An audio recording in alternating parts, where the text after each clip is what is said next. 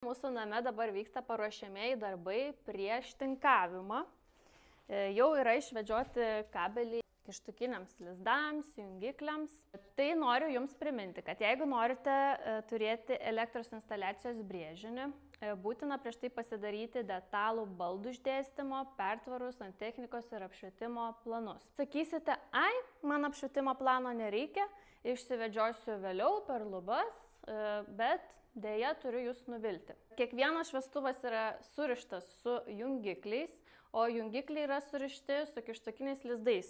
Juk norėtumėt, kad viskas būtų gražiai išcentruota, sulygiuota, o jungiklių būtų lygiai tiek, kiek reikia, kad galėtumėt valdyti visus apšvietimo scenarijus. Tai auksinė taisyklė, kad kuo anksčiau turėsite techninius brėžinius, tuo bus geriau, nes galėsite viską pasidaryti vienu kartu, nereikės jokių ardymų, korekcijų, nereikės mokėti už papildomą darbą ir žodžiu viskas bus puikiai.